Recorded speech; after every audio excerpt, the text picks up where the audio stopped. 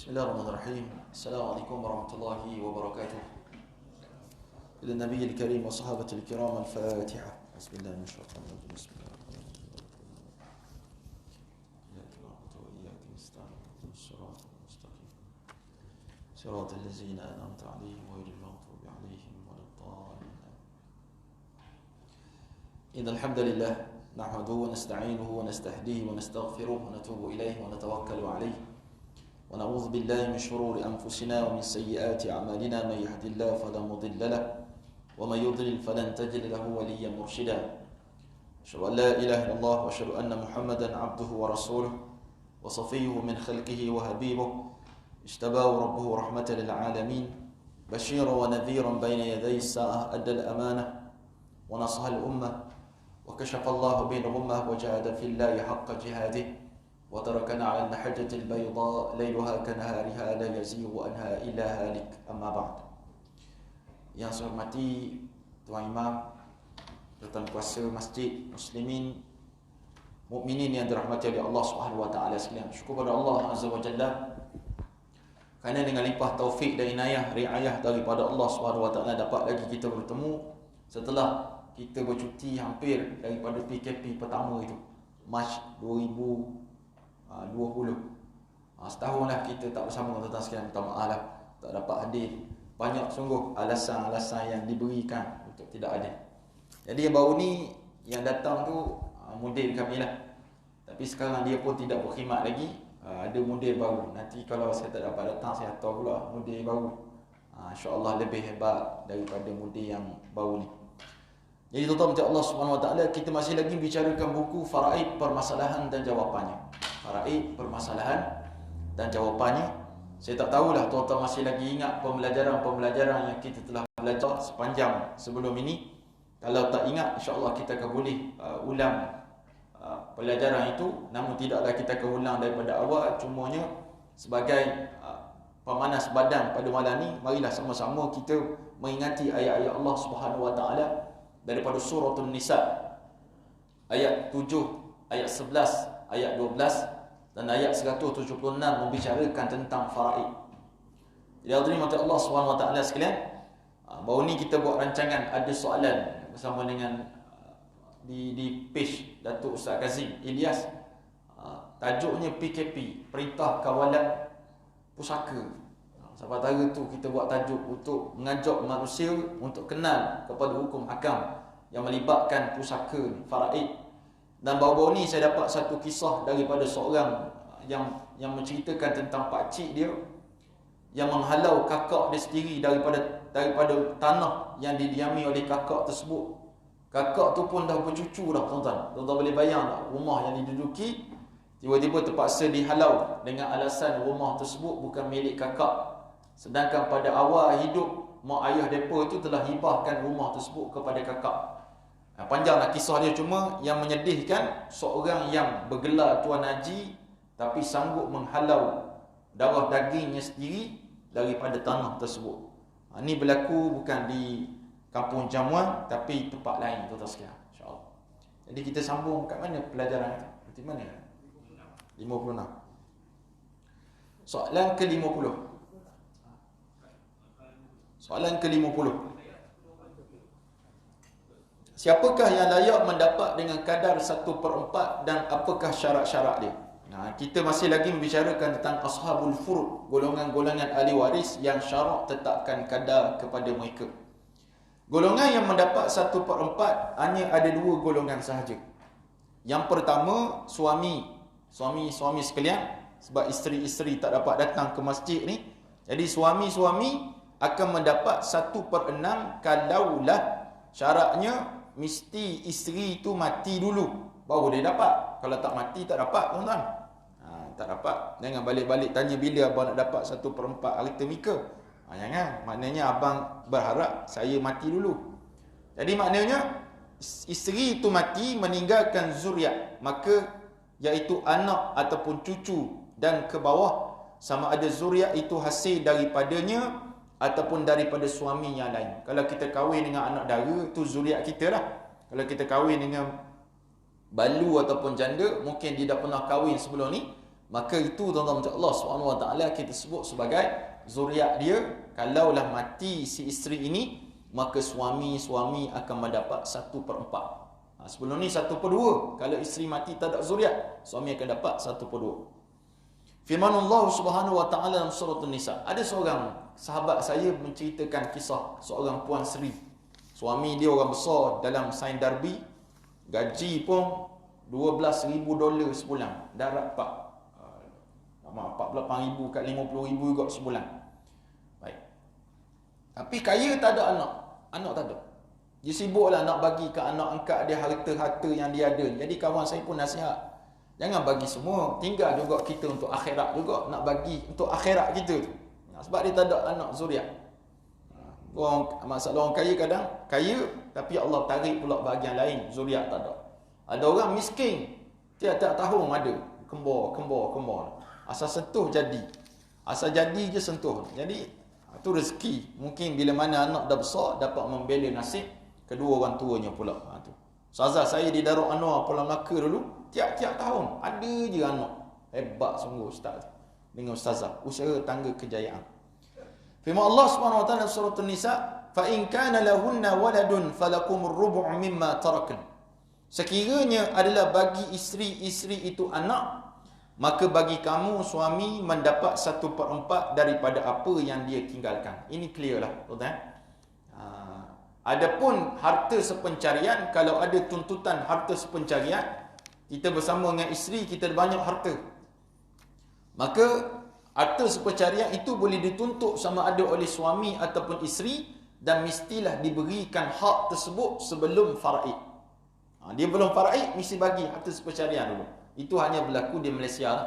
Tempat lain tak ada. Ni untuk meraihkan hukum adat, al-adatu muhakkamah, yang mana ibarat harta sepencarian ni, kata ulama, ibarat hutang pasangan kepada pasangan dia. Tu mana boleh tuntut keadaan.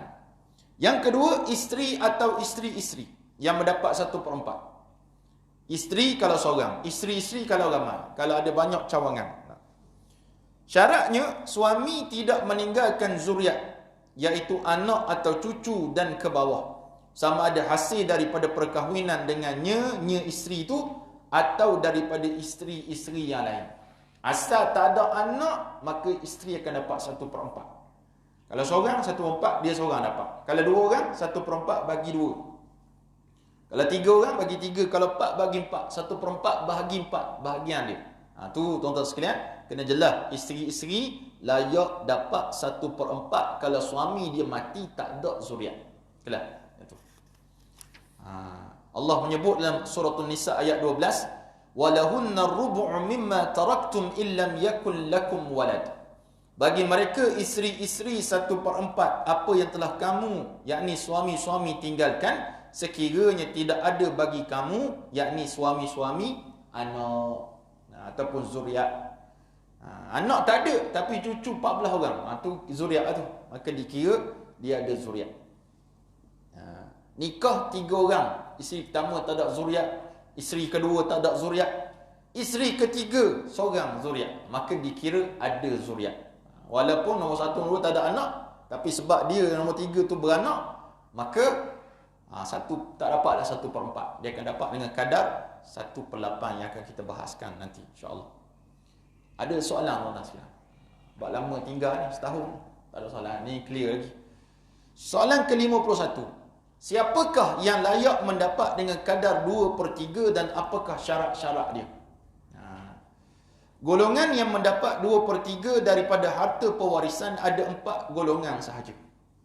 Pada setiap golongan tersebut mestilah memenuhi syarat yang telah ditetapkan. Mereka yang pertama, 2 orang anak perempuan atau lebih.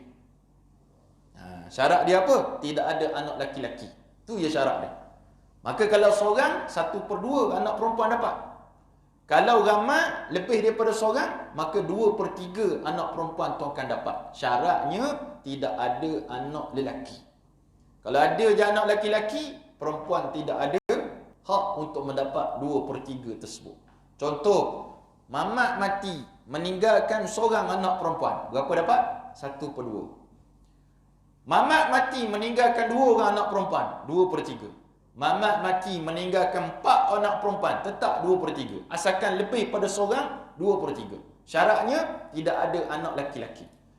Mat ada 7 anak perempuan, seorang anak laki-laki. Adakah 7 ni majoriti boleh bentuk kerajaan? Tak boleh.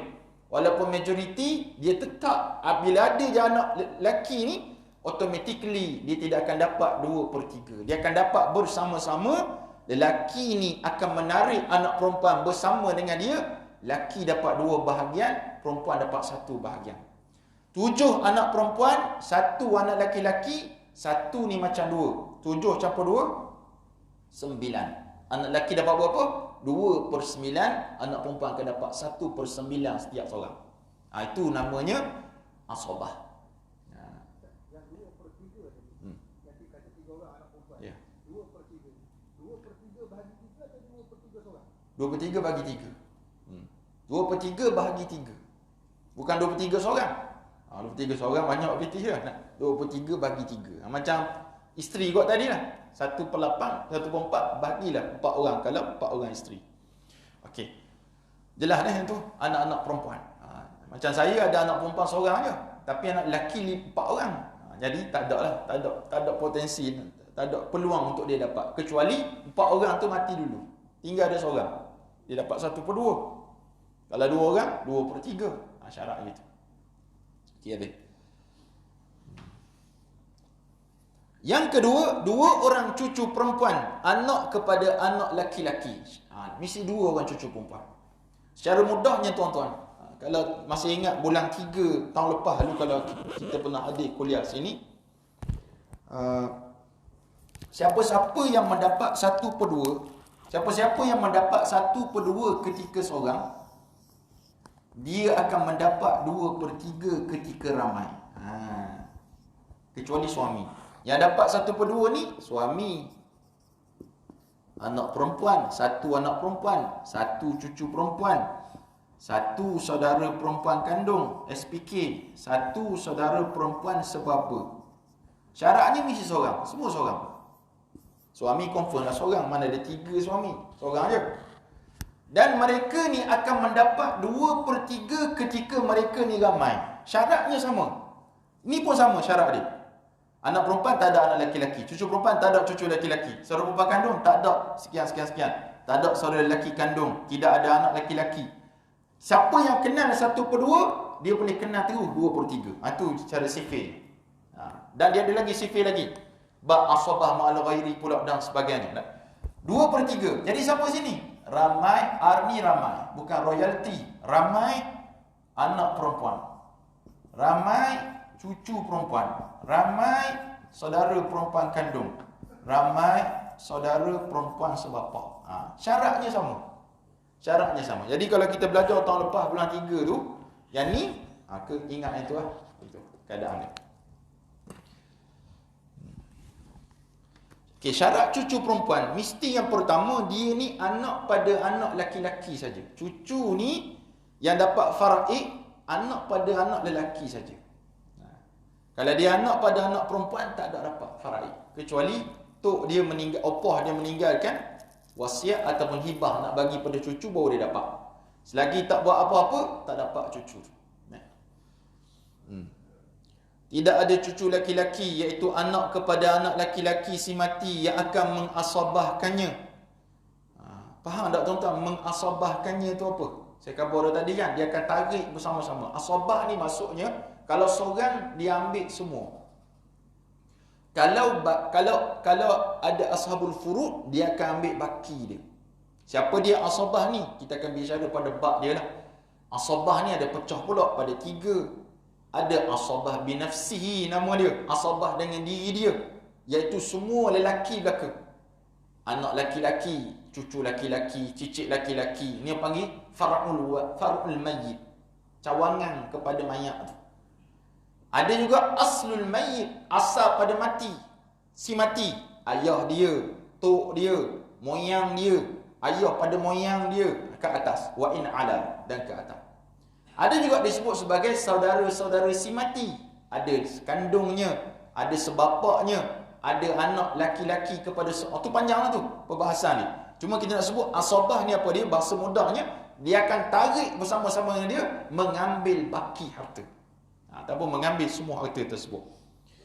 Yang kedua, tidak ada anak bagi si mati, sama ada laki-laki atau perempuan. Khususnya anak laki-laki lah. Kalau ada anak laki-laki, cucu ni tidak ada hak untuk mendapat pusaka.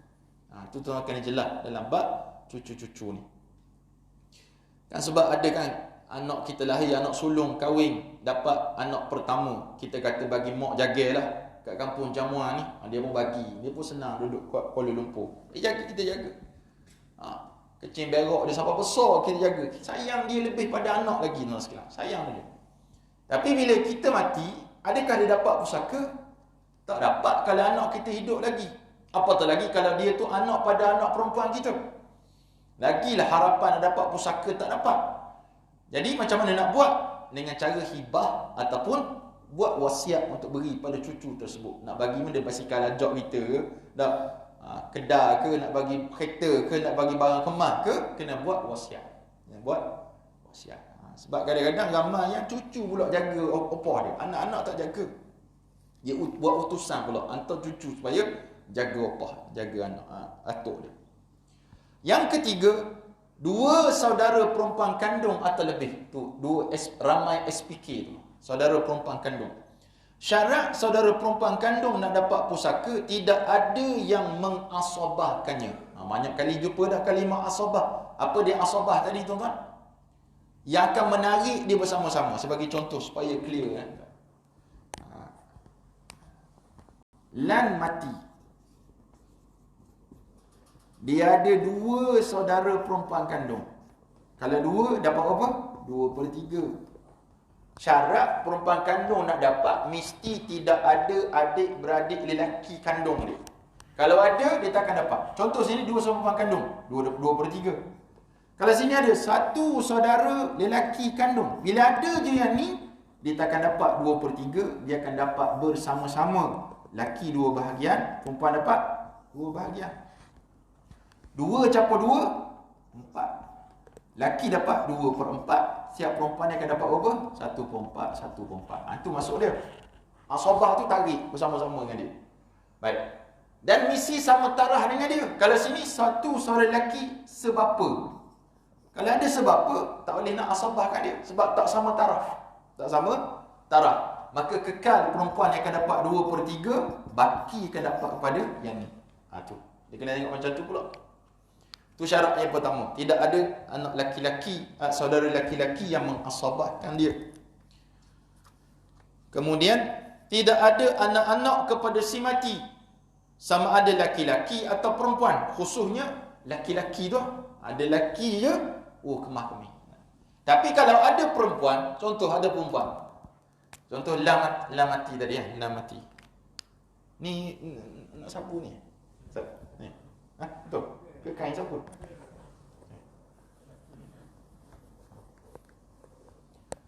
Dua saudara perempuan kandung ni, saya kata tadi apa? 2/3 kan? Tapi si Lan ni ada anak perempuan seorang. Bila ada anak perempuan seorang, dia akan dapat 1/2. Adakah automatically ni tak dapat? Tak, belum tentu. Sebab yang ni akan mengambil martabat asabah juga. Dia jadi asabah. Asabah ma'al ghairi nama dia. Dia ambil baki harta. Berapa? 1/2. Dapat. Tetapi kalau sini anak laki-laki, totally dia akan dapat semua harta. 100%. Yang ni takkan dapat. Yang ni takkan dapat harta. Tu yang disebut oleh para ulama kepada kita supaya kita clear kan tu. Apa fungsi asabah.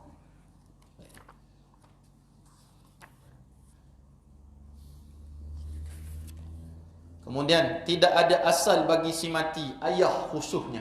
Kenapa saya kata ayah khususnya? Sebab bila ada ayah je, adik-beradik takkan dapat pusaka kita. Sesen pun tak dapat.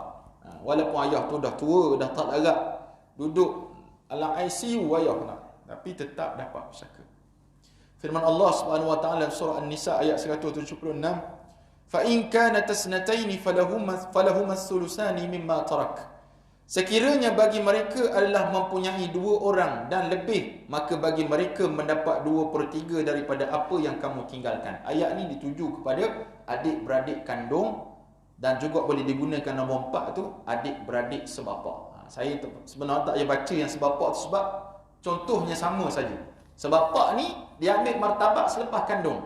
Kalau kandung tak ada, sebapa akan ambil tempat dia. Syarat sama.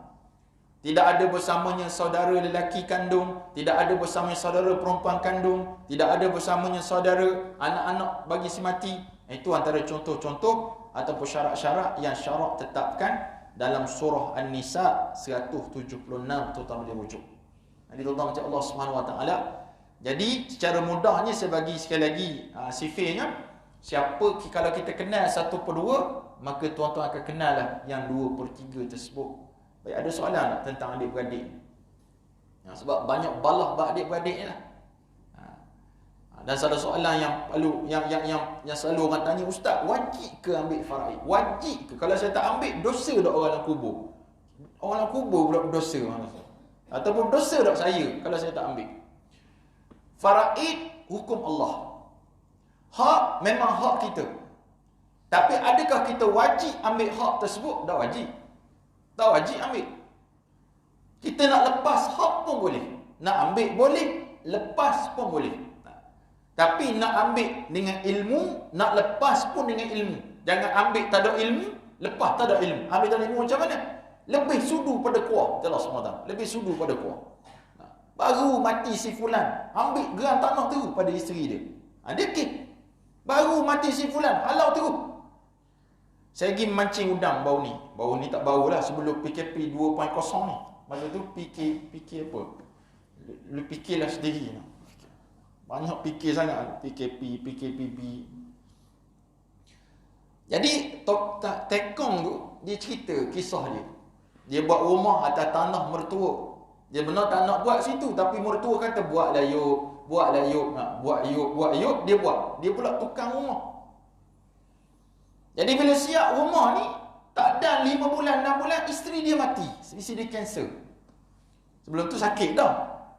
Tapi isteri dia suruh buat juga, mak mertua suruh buat. Mati je isteri dia ni, terus kena halau keluar. Cucu ada ni. Halau keluar. Tu padahal sekampung tu. Rumah dia ni, rumah mertua, dekat sangat. Tapi dihalau keluar. Ni keadaan yang berlaku dalam masyarakat kita tuan-tuan sekalian. Dan kan dia tak sedar keadaan-keadaan yang berlaku.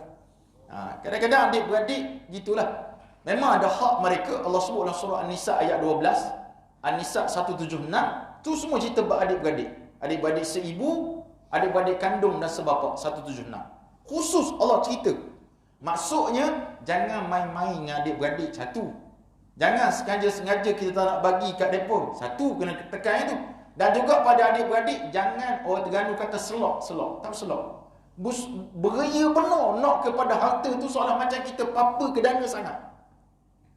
Hakikatnya, saya kata tadi, ambil dengan ilmu, kalau tak nak pun dengan ilmu. Ilmu macam mana? Maka janganlah kita lebih pada orang nak sangat, kau tak bagi, paksa ni dan sebagainya. Ini satu musibah yang besar yang berlaku dalam masyarakat kita. Padahal yang mengaji itu pun kadang-kadang terpengaruh juga. Sebab al-fulus fid dunia wal mapuh fil akhirah. Mapuhkah fil akhirah? Fulus fid dunia. Banyak piti. Tapi piti ni boleh pakai semua. Tontan kecil manis. Boleh makan nasi banyak-banyak. Tak, kulit roti tu kita makan. Nasi tak boleh makan. Walaupun banyak obat jamuan di kampung jamuan. Tak ada. Sebab kita ada sakit. Pernah tuan tengok orang kaya makan setalang nasi? Tak pernah. Banyak tu lah rezeki dia. Tapi orang dia kita tamak sangat pada harta benda ni sampai kita makan benda haram. Kita rebut satu benda walaupun benda tu halal bagi kita, tapi melampaunya kita dalam benda tersebut sampai hilang kita punya ukhuwah dengan ipar kita, dengan adik-beradik kita disebabkan harta benda ni. Tuan-tuan kena jaga-jaga semua. Keadaan. Banyaklah kes kita jumpa sepanjang PKPB ni, banyak kes tentang adik-beradik. Yang paling sedih yang tu yang halau kakak dia tu. Siang kakak tu. Baik, habis dah. Ramai ya.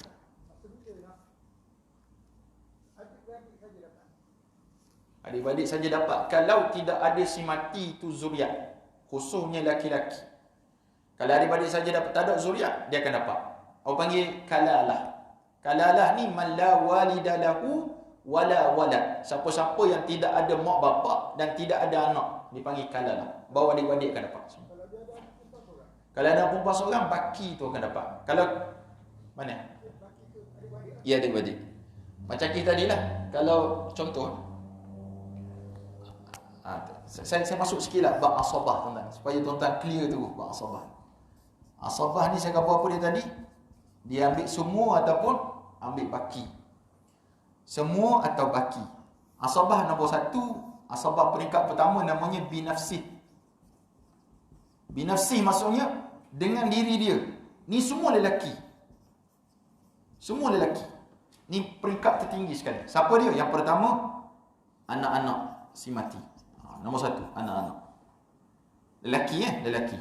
Bila sebut anak-anak ni, far'un mayyit wa in nazala, dan ke bawah. Siapa dia? Cucu dia, lelaki. Cicit dia, lelaki. Semua daripada ni. Ni peringkat pertama. Maknanya kalau mak mati meninggalkan anak lelaki-lelaki, anak lelaki dapat semua harta. Contoh Yang kedua, asal si mati. Asal siapa? Ayah, datuk, wa in ala, dan ke atas. Yang ketiga, adik-beradik si mati dan keturunan dia. Siapa dia? Kandung atau sebapa. Dan yang keempat, pakcik si mati. Kandung atau sebapa dan anak-anak dia. Dan anak-anak. Tapi binafsih ni tuan-tuan, bila bertembung keempat-empat ni, bila bertembung keempat-empat, contohnya Siti mati. Siti mati. Dia meninggalkan ayah. Dia meninggalkan anak laki-laki. Dia meninggalkan abang. Dia meninggalkan pakcik. Banyak dia meninggalkan. Yang akan dapat asabah hanya satu je. Siapa dia? Anak laki-laki. Anak laki-laki ni akan dapat asabah. Dah ayah ni macam mana? Tak dapat ke? Ayah ni special. Ayah sekalian, kita semua makhluk yang special. Apa dia? Kita ni boleh dapat dengan 3 cara. Tu hebat ayah ni. Yang pertama, 1/6. Ni panggil ashabul furud. Yang kedua, 1/6 plus baki. Ada plus lagi. Tuan-tuan, hebat kita. Yang terakhir, asabah. Dia tak dapat. Ayah akan dapat 3 cara. Jadi kalau kat sini dah ada asabah, maka ayah automatically akan dapat 1/6. Automatically 1/6. Dan yang ni, abang tak dapat. Pakcik tak dapat. Sebab apa? Dua-dua ni kuat belaka.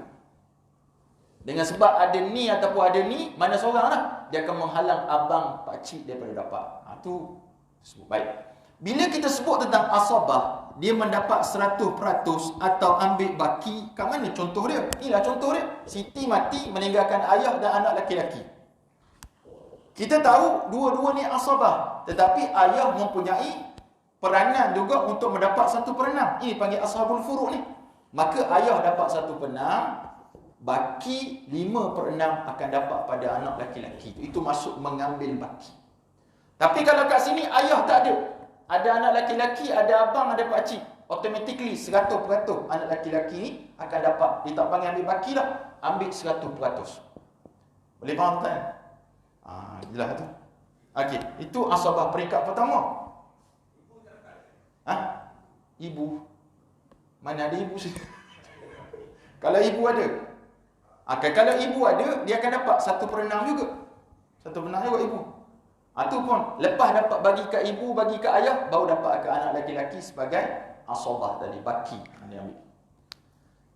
Kena ingat 5 waris yang tidak akan terhalang. Ni dia tak akan terhalang. Yang pertama, ayah. Yang kedua, ibu. Yang ketiga, suami. Tulisan cantik tu. Isteri. Yang keempat, anak laki-laki, anak perempuan. Ni 5 waris yang tidak akan terhalang daripada mendapat pusaka. Baik. Ada 2 lagi. Tak ada. Ada 2 lagi. Yang kedua, bil ghairi. Nama dia. Bil ghairi ni maksudnya dengan orang lain. Ada orang lain, dia jadi asabah.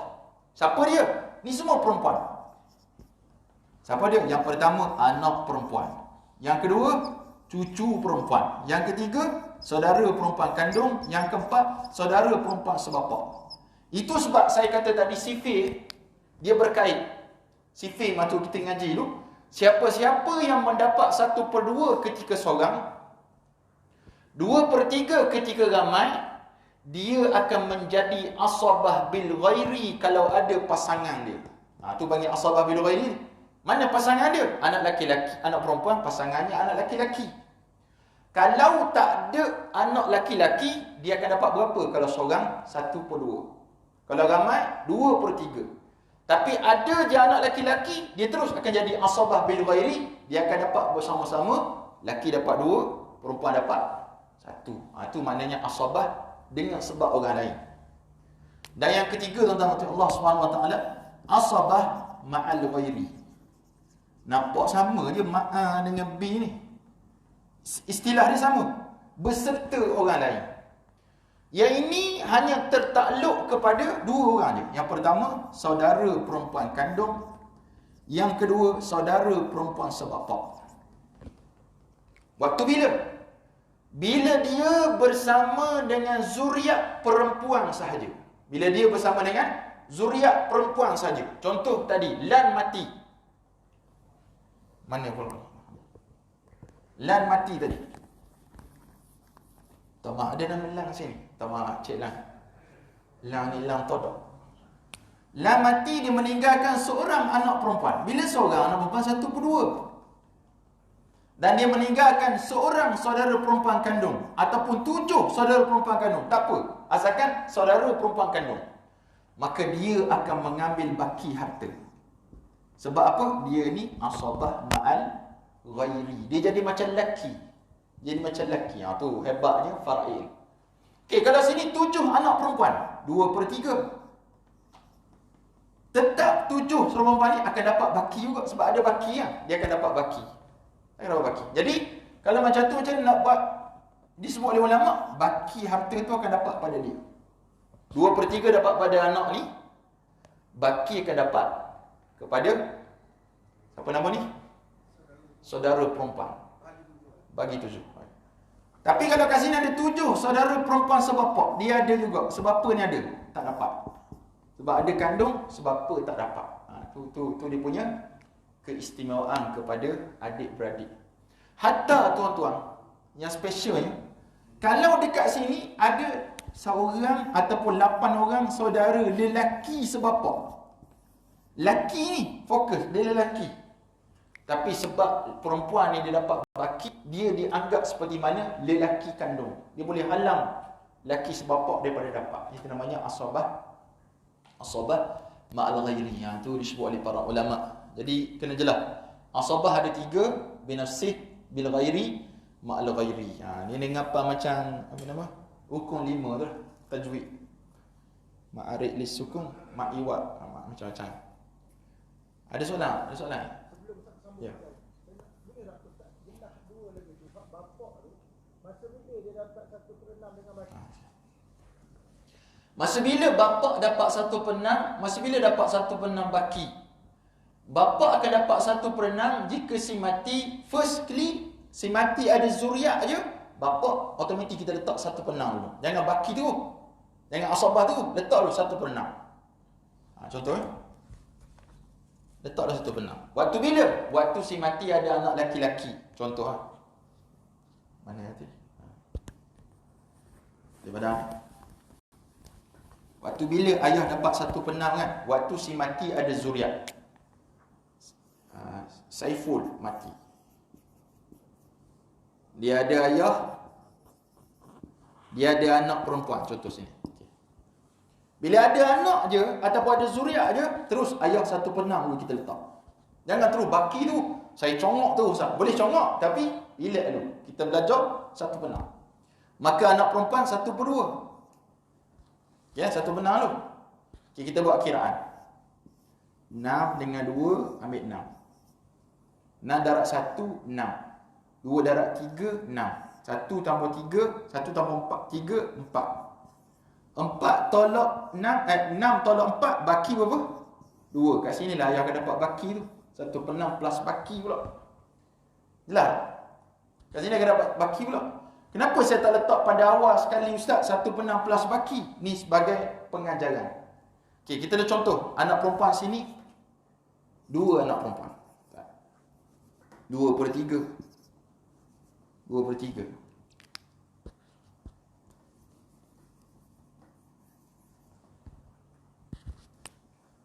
Baik. 2/3 daripada 6, 4. Betul eh? 4. Kekal lagi kita letak ayah 1/6 sebab asasnya ayah 1/6. Asabah tu nombor 3. Tu saya letak nombor 3 tu, asabah ni. Jadi 1/4 5. Ada baki lagi 1, maka sini ayah akan dapat 1/6 plus baki 1/1. Tapi kalau kat sini seorang anak laki-laki terus sini. Bila seorang je anak laki-laki kat sini, dia akan mengambil baki, maka dia akan ambil asabah. Ambil baki. Maka tetap ambil 6, 6 darab 1 6, ni 5. Ada tak baki lagi? Tak ada baki lah. Tu waktu tu ayah akan mendapat 1/6. Tapi kalau ada anak perempuan je, ayah berpotensi untuk dapat kedua-dua keadaan, 1/6 ataupun 1/6 baki. Tu. Jelas ya? Sebab kadang-kadang ada orang tanya pada saya, dia letak itu, yang tanya tu anak.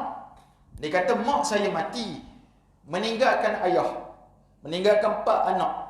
Saya kata, ayah ni siapa? Ayah dia ke? Ayah siapa? Ayah saya lah. Kalau ayah saya bukan letak ayah situ, suami ya. Jangan letak ayah. Ayah tu ayah mak kamu. Kena letak suami. Tu kena jelas. Antara beza suami dengan ayah ni kena jelas juga. Suami lain, ayah lain. Ayah tu ayah dia lah. Suami. Boleh tak? Ada soalan tak? Ada soalan? Lama setahun tak mari. Tak ada soalan, bagus. Hebat. Tak ada makan apa ni? Nak kena 1000 seorang dia. Soalan seterusnya, soalan ke-52. Soalan ke-52. Siapakah yang layak mendapat dengan kadar 1/3 dan apakah syarat-syarat dia? Terdapat 2 golongan sahaja yang mendapat dengan kadar 1/3. Yang pertama ibu. Tuan-tuan kena tengok mana-mana ibu. Ibu ni special. Syarat-syaratnya, tidak ada bagi si mati zuriat. Sama ada laki-laki atau perempuan, maka ibu dapat 1/3. Yang kedua, tidak ada bersama-sama dengan ibu 2 atau lebih adik-beradik kepada si mati, sama ada kandung ataupun tiri. Kalau ada lebih je, ibu tak dapat 1/3, dia akan dapat 1/6. 1/6 kita belajar bulan depan, insya-Allah, kalau boleh mari. Okey, kita pergi pada ibu dulu. Ibu-ibu sekalian, ibu tak datang ini. Ibu. Disebut tadi, ulama sebut, contohnya mat mati. Dia ada ibu, dia ada ibu. Kalau ibu saja 1/3. Itu syarat dia. Kalaulah si mat ni ada bersertanya anak perempuan, contoh, bila ada anak je, automatically ibu tak dapat 1/3, dia akan dapat 1/6. Automatik 1/6. Tak kira laki perempuan, automatik 1/6. Ataupun dia tidak ada anak. Kat sini mak mati, dia ada seorang abang. Bila seorang abang, mak kekal lagi 1/3. Abang akan dapat baki. Tapi kalau kat sini ada 2 abang, automatically mak dapat 1/6, abang akan dapat baki. Itu tuan-tuan boleh rujuk dalam surah An-Nisa pada ayat tersebut, bagaimana Allah SWT telah tetapkan An-Nisa ayat 11. Allah kata, fa illam yakul lahu waladun wa warisahu abawahu fali ummihi sulus. Sekiranya tidak ada bagi si mati anak dan mewarisilah oleh bapanya akan hartanya, maka ibunya mendapat 1/3. Ayat selepasnya, fa in kanu aksar min dhalika fa ayat lain. Kemudian selepas tu ayat tu Allah SWT mencerita, kalaulah si mati tu ada beberapa orang adik-beradik, ibu akan dapat 1/6. Ayat selepas tu. Maknanya tuan-tuan macam Allah SWT, ibu ni special juga bahagian dia. Okey, kalau kat sini bukan abang, kita letak sini 2 kakak. 2 kakak. Pun sama, 2 kakak 2/3, ibu tetap 1/6. Asal adik-beradik je. Sama ada kandung seberapa si ibu bagi si mati, maka ibu ni kalau seorang 1/3, kalau ramai dia akan dapat 1/6.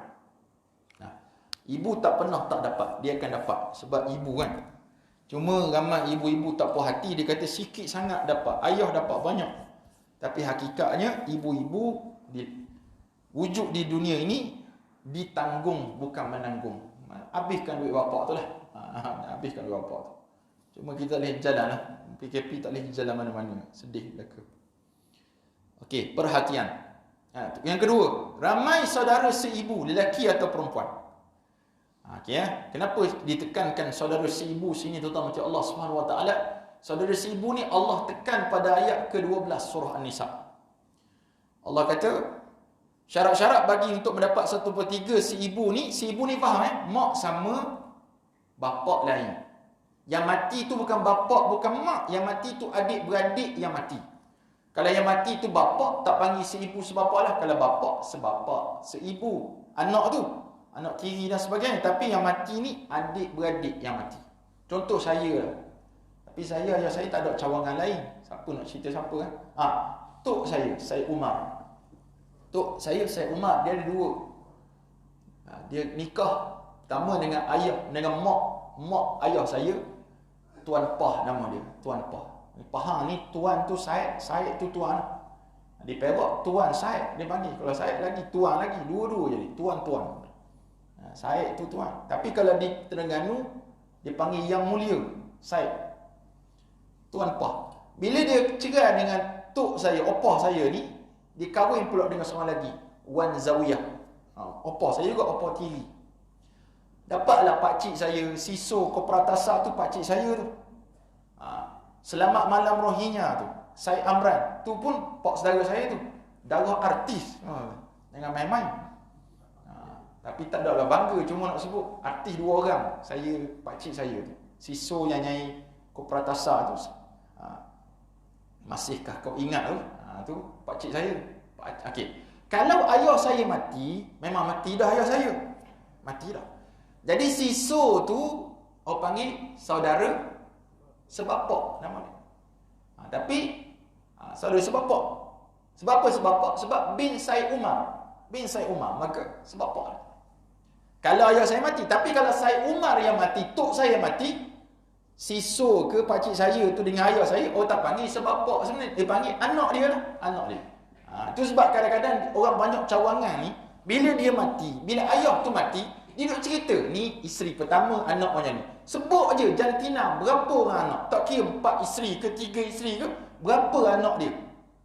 Kena sebut. Tu, anak bin si fulan ni, berapa. Tak kira isteri mana-mana.